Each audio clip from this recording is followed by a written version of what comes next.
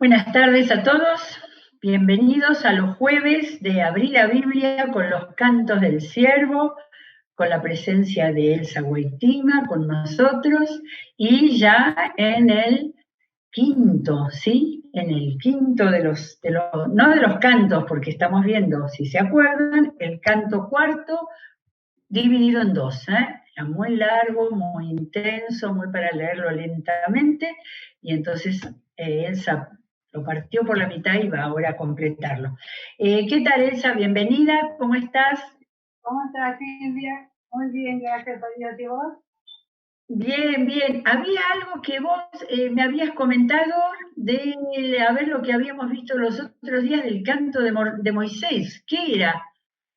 No, cuando estaba escuchando el canto de Moisés y que en la última parte menciona a Miriam que estaba eh, lanz- cantando y como una especie de coro con las demás mujeres y aparte estaba danzando, ¿no?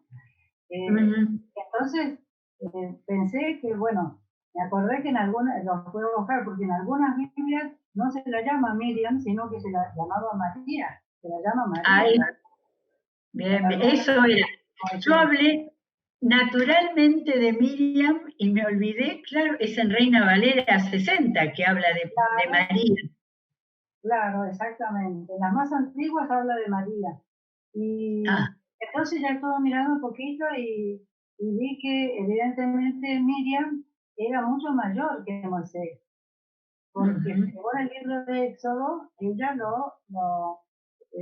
estuvo mirando hasta que alguien levantara la canasta, esa combrea donde lo habían puesto, y siguió ¿no? el trazo que iba haciendo la canasta, a ver quién lo recogía, y bueno, cuando vio que era la hija del faraón, le dijo, yo le puedo encontrar una nodriza, porque claro, su claro, bebé era chiquito y se lo llevó a la madre. ¿Sí? exacto. O sea, es evidente que no era una nenita de 3 años, era ya No, más grande como no, yo para... me la imagino como que tendría lo menos 14, 13, 14 años, ¿no? Para tener así ese desempeño tan inteligente, ¿no? Para que su hermano sobreviviera. Claro, Entonces claro, ella era la hermana mayor. Y después otro dato que se sabe de ella, aparte de cuando se enfermó y eso, que murió cuando entraron en Cádiz, ¿no? ujú, Todavía no había llegado a la tierra prometida. claro, exactamente. Claro, Bien, bien, así que Miriam y María es el mismo nombre, que claro, de acuerdo a las traducciones lo encontramos, ¿no es sí. cierto? Perfecto, bueno, te escuchamos, adelante con, no sé si vas a hacer repaso hoy de los cantos o vas directamente al canto cuarto. Y me gustaría hacer un repaso para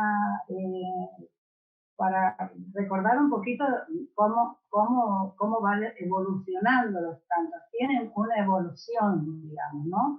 La parte Ujú, culminante es el canto cuarto, pero tienen una evolución y una evolución interesante de ver.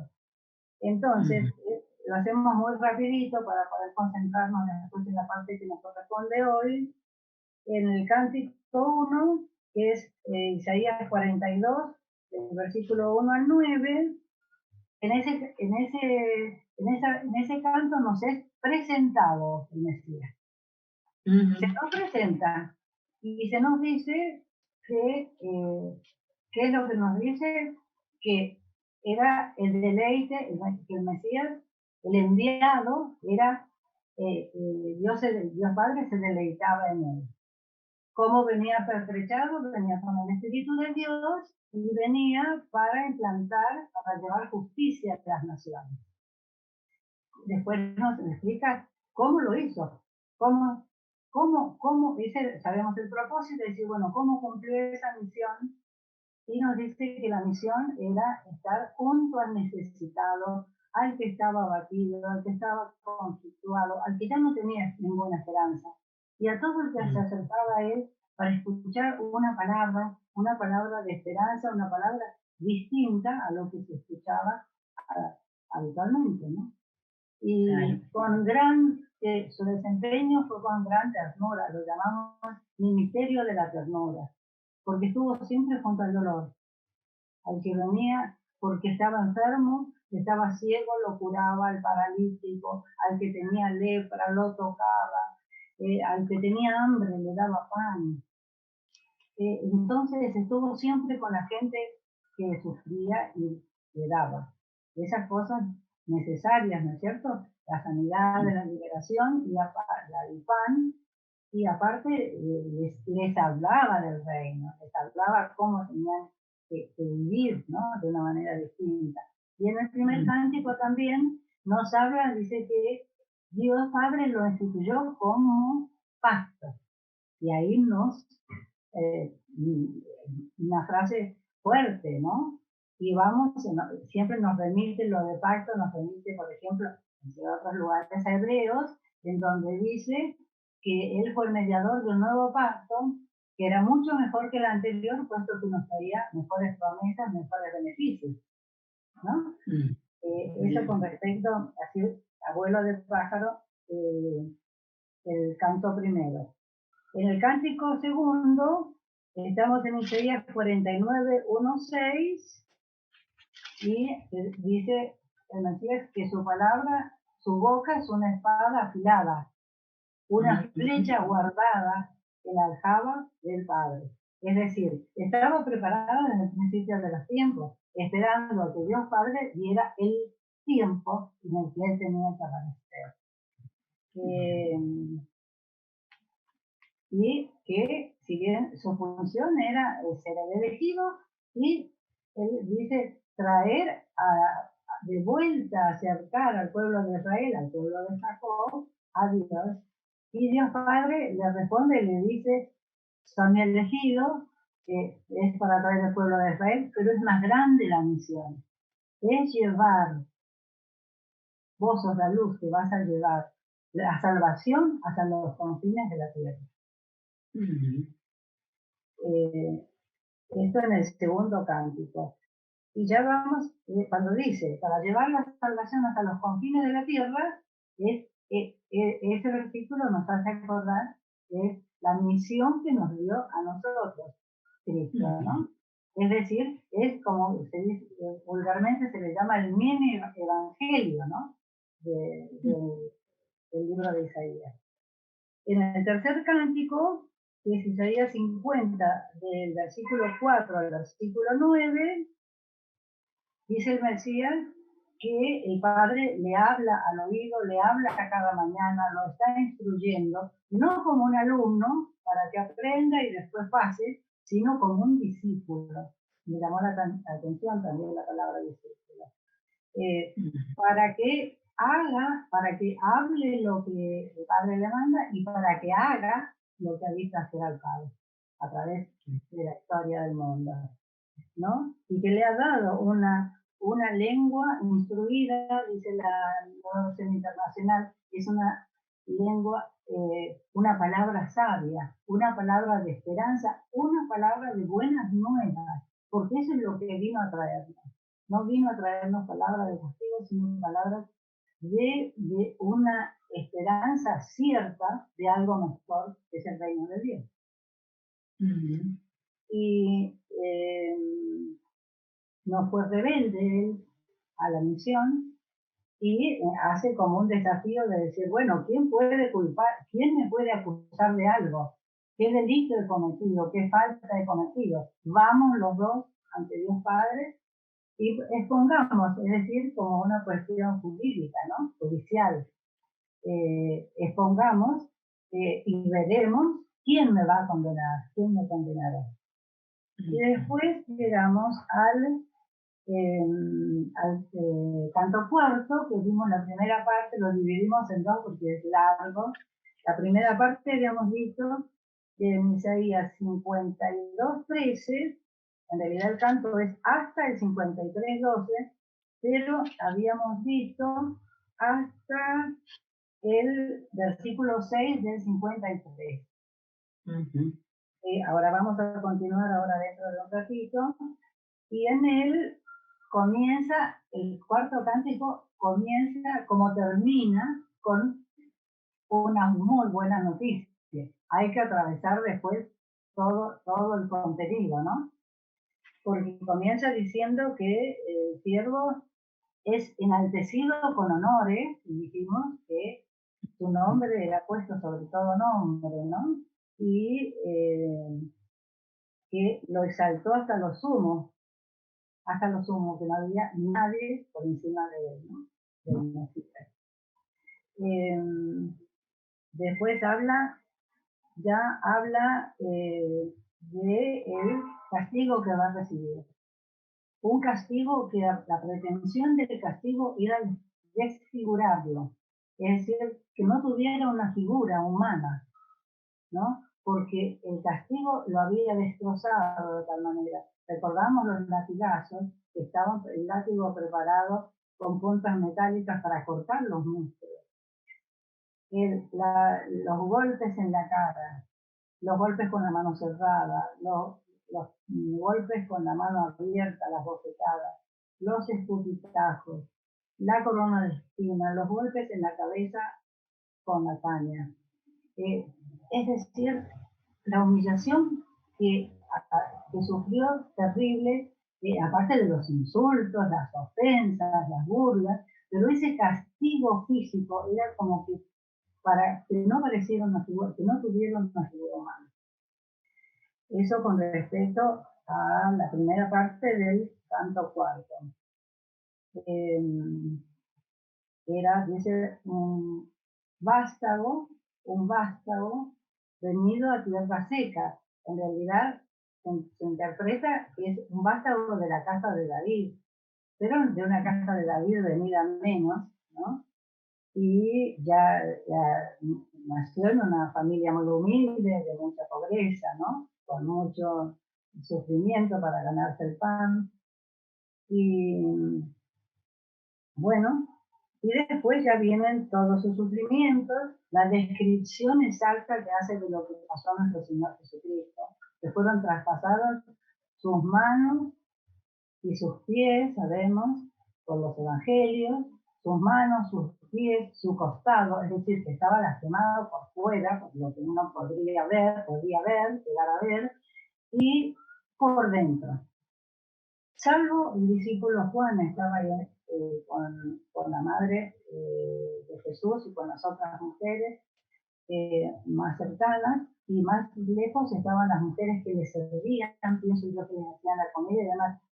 Todos los demás eran sacerdotes, miembros de Sanedrín, que estaban mirando que el castigo se cumpliera, porque era un castigo, según ellos, merecido.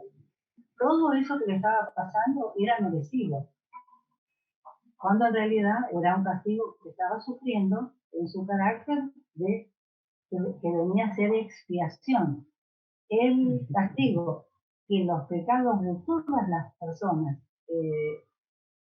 les hubiera correspondido, cayó sobre su hombro, sobre su cuerpo, ¿no? Cargó nuestros pecados, no como el cordero de todo el Antiguo Testamento, que es que cubría, que los tapaba, duraba un tiempo, después tenía que venir una vez. Este sufrimiento, martirio y muerte de nuestro Señor Jesucristo fue una vez y para siempre. Y él termina lo que vimos la vez anterior, diciendo que vivíamos como ovejas sin pastor, a nuestro propio yo, a nuestra propia mirada egoísta de la vida. Que era la vida lo que a ellos les parecía bien, ¿no? Y cada uno andaba como por su camino, como las ovejas cuando se van del rebaño, ¿no? Y la figura de la oveja, es dijimos que era muy considerada tanto en el Nuevo Testamento como en el Antiguo, y nos acordamos del Salmo 23, ¿no es cierto? Cuando dice, Señor es mi pastor, nada me faltará, siempre que yo me mantenga en el rebaño, ¿no? Que yo me mantenga en el rebaño y me mantenga bajo el cuidado. Si yo me alejo del pastor que me está cuidando, voy acercando cada vez más el peligro, hasta que ese peligro me destruye y me liquida. Bueno, y ahí entonces habíamos quedado para comentar hoy el 53, desde el versículo 7, que ahora comenzamos a leer. 53, 7, bueno, el 53, 6 habla de las ovejas que andábamos perdidos, y el 53, 7 dice, maltratado y humillado, ni siquiera abrió su boca. Como cordero fue llevado al matadero, como oveja enmudeció ante su trasquilador. Y ni siquiera abrió su boca. Después de aprehenderlo y juzgarlo, le dieron muerte. Nadie se ocupó de su descendencia. Fue arrancado de la tierra de los vivientes y golpeado por la transgresión de mi pueblo. Es decir, fue aprehendido en lo que en realidad Jesús no estuvo prisionero, sino que estuvo lo que hoy llamaríamos detenido, y fue inmediatamente al juicio, un juicio que no respetó ninguna de las normas que estaban en vigencia en ese tiempo, por ejemplo, hacer nocturno, tener testigos falsos, presentaron testigos falsos, acomodaron una turba para que gritara en contra de él, todo hecho por los sacerdotes, por las autoridades, ¿no es cierto?, religiosas, en el momento.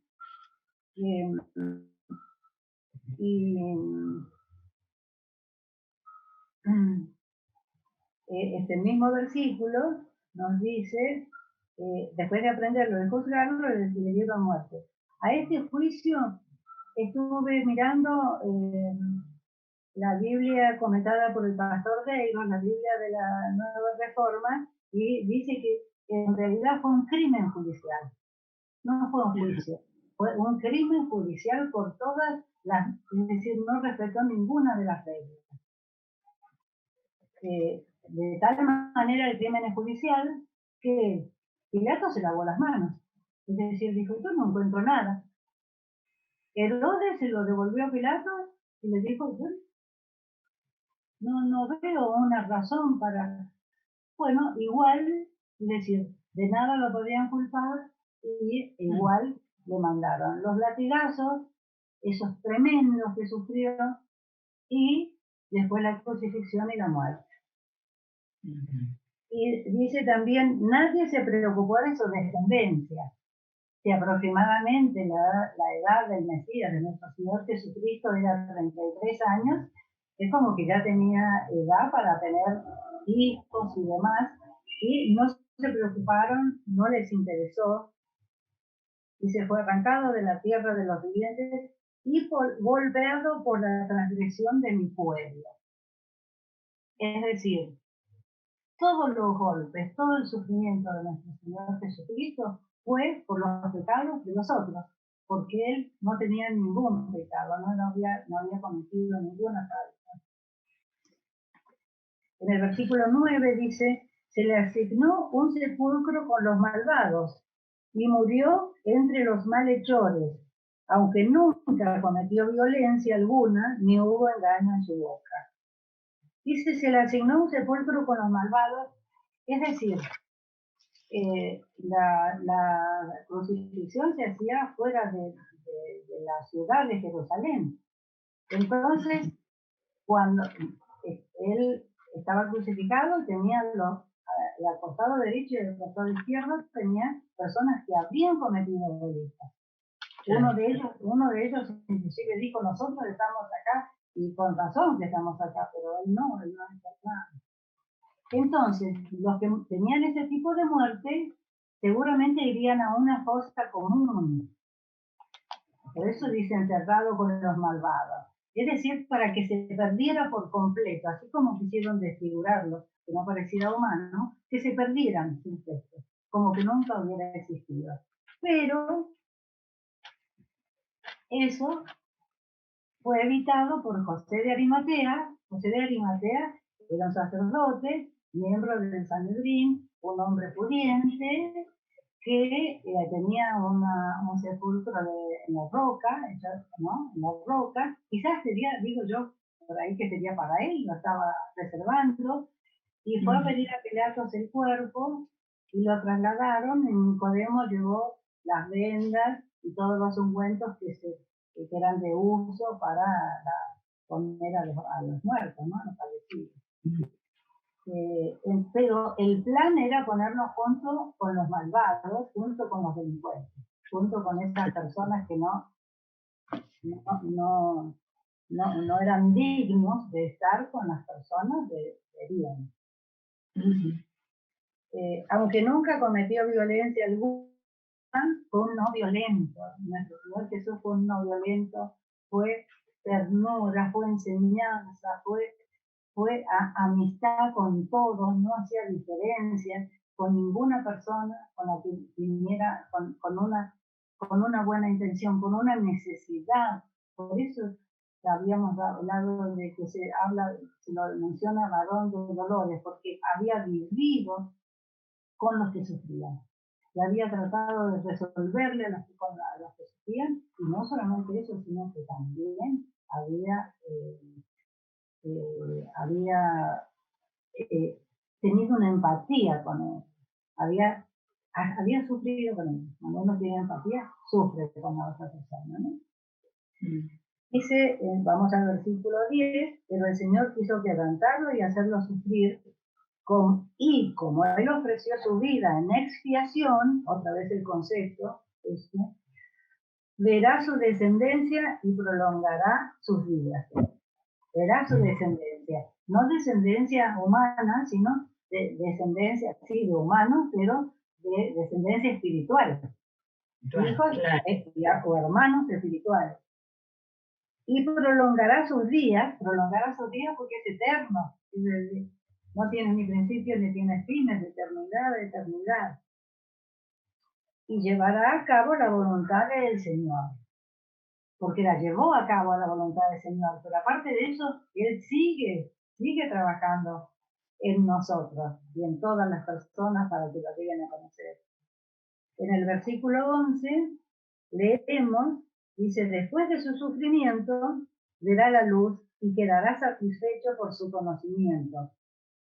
Después de su sufrimiento verá la luz. En esto de verá la luz, vemos la resurrección. ¿No es cierto? Otra vez sale del sepulcro, sale y ve la luz y va a buscar a los discípulos y atraviesa las paredes y les habla y está con ellos el tiempo que debía estar antes de ascender a los cielos. Dice, y quedará satisfecho por su conocimiento, es decir, el don de conocimiento que tenía tan grande, ahí lo reafirmó, lo confirmó. Mi siervo justo justificará a muchos y cargará con las iniquidades de ellos. Me gustó ver las dos palabras, siervo justo, es decir, justo él y sin pecado, justificará a muchos. Es decir, ¿cómo nos justificó? Al cargar él con nuestros pecados, ya está pagando él el precio que esos pecados merecían, ¿no? Pero por la misericordia, él dice, no, yo ya pagué por los pecados de estas personas. Con solo aceptarlo a él como Señor y Salvador, ya él dice, intercede por nosotros, dice, no, ya pagué los pecados de él, los de Silvia, los de todas las personas. Y acá habla en el versículo 12 y último, vemos, por lo tanto, le daré un puesto entre los grandes y repartirá el botín con los fuertes, porque derramó su vida hasta la muerte y fue contado entre los transgresores. Cargó con el pecado de muchos e intercedió por los pecadores. Y es una figura de guerra del Antiguo Testamento, ¿no? Es decir, el rey que triunfaba en la batalla, el botín lo repartía. ¿Qué es lo que repartió el Mesías? Nuestro Señor Jesucristo. Nos reparte la paz, nos reparte la salida de la esclavitud, la libertad de la esclavitud, nos reparte los dones a sus hijos, ¿no? Y dice, ¿por qué? Porque derramó su vida hasta la muerte y fue contado entre los transgresores. Esa humillación tremenda, ¿no? De una muerte no solo injusta, tan absolutamente injusta, y también inmerecida por completo. Y se cargó con el pecado de muchos e intercedió por los pecadores. Y varias veces se repite la palabra muchos acá en este canto, ¿no? Cargó con el pecado de muchos. Él cargó con el pecado de las personas, pero el que lo acepta es el que recibe la bendición, ¿no? Claro. Y bueno, este final de victoria, ¿no? Es un final de victoria y de victoria de una vez y para siempre, es un final extraordinario. Para eso lo que tuvo que atravesar es absolutamente inhumano. Y es como que decíamos el jueves pasado que nos costaba leerlo, ¿verdad? Nos costaba, decíamos, es conmovedor, es tremendo, es terrible, ¿no? Que el Mesías, el Hijo de Dios, el que no tenía pecado, tuvo que atravesar eso. Y entonces estaba pensando, ¿qué enseñanza nos deja a nosotros? ¿Cuál es la enseñanza? Es decir, nos muestra Isaías, casi 750 años antes de que viniera nuestro Señor Jesucristo, por una profecía nos dice lo que va a suceder. Y nos dice que viene el enviado, que viene el Mesías, y viene con una absoluta obediencia al propósito, para cumplir el propósito del Padre. De la misma manera, nuestro Señor Jesucristo nos envía a nosotros, ¿no? Nos da una misión, nos envía a dar el mensaje de salvación, hasta por todas las naciones, como dice en el libro de Isaías, hasta los confines de la tierra. Entonces me gustaría leer en 2 Corintios 5, 17, 21. No he tomado muchos versículos, hay muchísimos versículos tomados de acá de este canto de Isaías, pero están en los evangelios, en toda la parte de cuando lo aprenden al Señor y el juicio y después la crucifixión, y eso está en los evangelios, entonces es fácil de buscarlos, pero yo decía, bueno, ¿qué enseñanza nos deja a nosotros? Y vamos a leer acá en 2 Corintios 5, 17, del 17 al 21. 2 Corintios 5, del 17 al 21. Dice, comenzando por el versículo 17, por lo tanto, si alguno está en Cristo, es una nueva creación. Lo viejo ha pasado, ha llegado ya lo nuevo. Esto es una nueva creación, es una nueva criatura que va creciendo, que va madurando, ¿no? A medida que pasa el tiempo vamos hacia adelante y hacia arriba. Y dice, todo esto proviene de Dios, quien por medio de Cristo nos reconcilió consigo mismo y nos dio el ministerio de la reconciliación. Esto es, en Cristo Dios estaba reconciliando al mundo consigo mismo, no tomándole en cuenta sus pecados, ni encargándonos a nosotros el mensaje de la reconciliación. Así que somos embajadores de Cristo, como si Dios los exhortara a ustedes por medio de nosotros. Y textual, en nombre de Cristo les rogamos que se reconcilien con Dios, al que no cometió pecado alguno por nosotros, o sea, Jesucristo, el Mesías. Dios lo trató como pecador para que en él recibiéramos la justicia de Dios, que es la justificación. Hermosa, ¿no? Hermosa. Redondeado el mensaje de la crucifixión, de la muerte, acá por Pablo en 2 Corintios.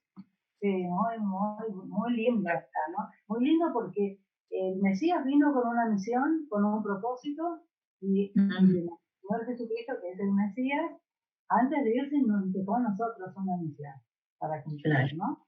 Que nosotros la cumple Él a través de nosotros, ¿no? Bien, así que muy, muy hermoso y asombroso, maravilloso profecía del profeta Isaías, ¿no? Bueno, tiene tantas, pero esta creo que es muy superior y grandiosa, ¿no? Seguramente. Siempre pensamos, ¿qué pensaría Isaías cuando recibía todo ese relato, toda esa descripción? Impresionante. Y bueno, él diría, no sé a qué se refiere, pero algo va a pasar en el futuro. Por eso le dedicó tanto tiempo en su profecía tan extensa, ¿no es cierto? Buenísimo, Elsa, qué lindo, qué lindo. Así que Isaías 42, 49, 50 y 53, marcarlo en la Biblia y releerlo. Sí, 52, el último, el cuarto cántico, del 52, 13 al 53 hasta el final. Claro, claro. La mayoría de las Biblias lo tienen así marcado, pero si uno ahí le pone el título Cantos del Ciervo, fantástico. Igual, posible, algunos comentaristas dicen, en realidad el capítulo 53 tendría que haber empezado 3 versículos antes y darlo todo en un tirón con el título del siervo sufriente, ¿no? El siervo sufriente de Jehová, el siervo sufriente del Señor. Sí. Seguro, seguro. Bueno, gracias, Elsa. Pero tenemos que seguir, con algún otro tema relacionado. Sería buenísimo tener los jueves con Elsa Guaitima y seguimos así buscando especialmente por tu gran conocimiento del Antiguo Testamento, y me gustaría que habláramos en la próxima de todo lo que has escrito para la plataforma Misión Net. ¿Sí? Ahora ya no hay más tiempo, pero vamos a seguir conversando. Así que muchísimas gracias por estos cantos del cielo. Bueno, gracias a vos, fue un gusto compartir con vos. Estoy con los hermanos también que están escuchando. Muy bien. Gracias, bendiciones para todos. Terminamos, seguimos con la programación y nos volvemos a encontrar mañana a las 14:30.